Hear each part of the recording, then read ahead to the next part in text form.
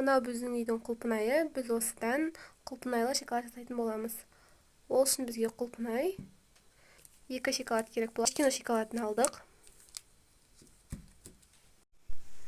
Ендігі кезекте біз шоколадымызды ашып, оларды ұсақ бөліктерге бөліп, арнайы салапарымызға салып ерітетін боламыз.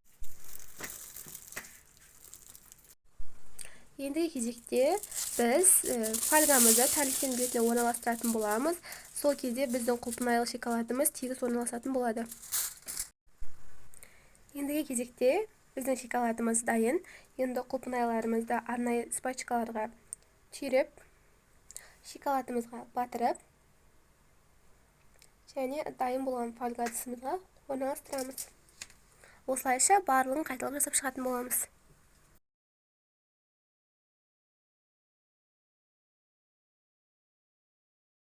Бұл біздің дайын болған құлпынайлы шоколадымыз.